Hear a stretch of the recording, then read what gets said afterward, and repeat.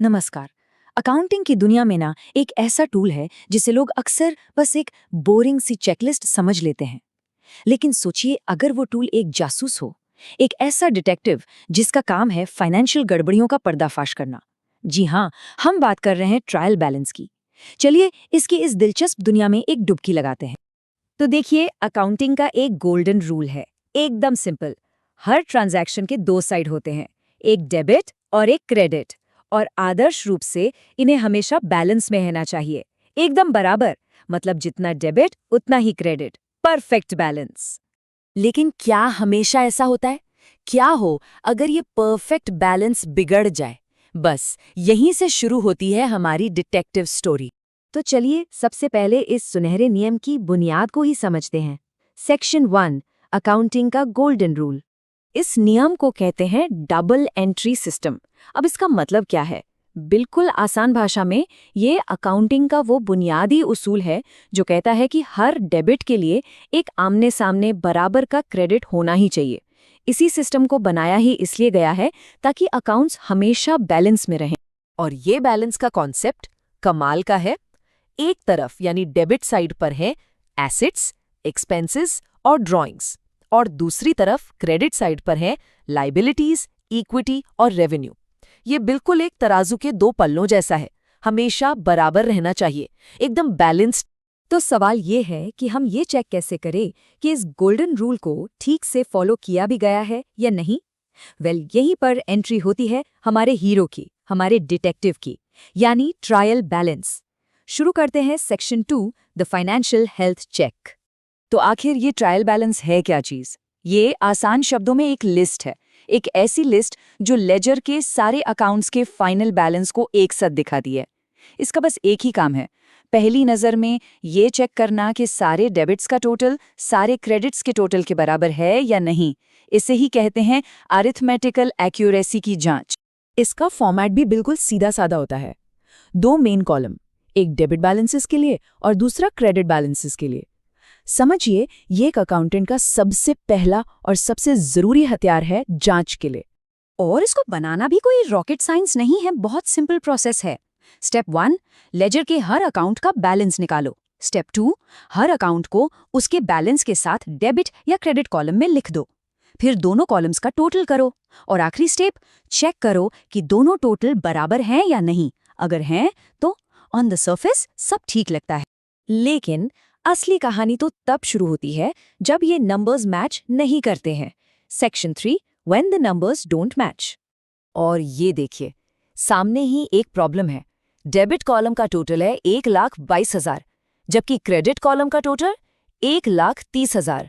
Balance तो बिगड़ गया। ये एक साफ साफ इशारा है कि बॉस, कहीं ना कहीं कोई गड़बड़ जरूर है। गलती तो हुई है, ये पक्का है। लेकिन क्लू कहाँ है? अब शुरू होती है असली डिटेक्टिव गिरी। हमें उस गलती को ढूंढ निकालना है जिसने इस पूरे बैलेंस को हिलाकर रख दिया है। किसी भी इन्वेस्टिगेशन में कुछ यूजुअल सस्पेक्ट्स होते हैं ना, अकाउंटिंग में भी ऐसा ही है। चलिए मिलते हैं अपने इस फाइनेंशियल क्राइम के मुख्य आरोपियों से। Section 4, identifying the culprits. तो ये हैं हमारे 4 मेन सस्पेक्ट्स। पहला, एरर ऑफ कमीशन। ये समझिए क्लरिकल मिस्टेक्स हैं, गलत अमाउंट लिख दिया, टोटल गलत कर दिया। ये बेचारे आमतौर पर ट्रायल बैलेंस में पकड़े जाते हैं। फिर आता है एरर ऑफ ओमिशन, यानी ट्रांजैक्शन को लिखना ही भूल गए। अब इसमें एक ट्विस्ट है, अगर एंट्री का एक हिस्सा लिखना भूले तो बैलेंस बिगड़ जाएगा, पर अगर पूरी एंट्री ही गायब कर दी तो ट्रायल बैलेंस को कानो कान खबर नहीं होगी। और आखिर में आते हैं 2 सबसे शातिर अपराधी, एरर ऑफ प्रिंसिपल और कॉम्पेंसेटिंग एरर।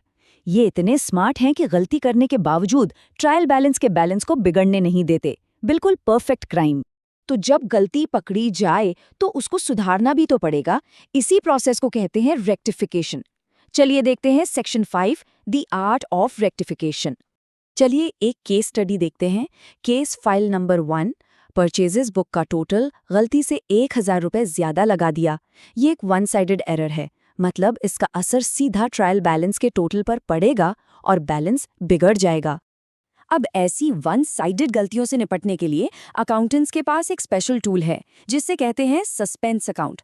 इसको आप एक टेम्पररी अकाउंट समझ सकते हैं, एक तरह की होल्डिंग सेल जहां ट्रायल बैलेंस के डिफरेंस को थोड़ी देर के लिए पार्क कर दिया जाता है, जब तक असली गलती मिल नहीं जाती।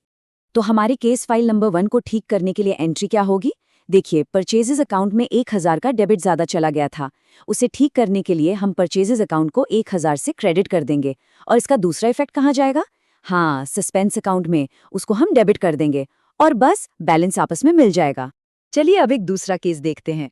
5000 का फर्नीचर खरीदा, लेकिन गलती से एंट्री हो गई परचेजेस बुक में। यह है एरर ऑफ प्रिंसिपल।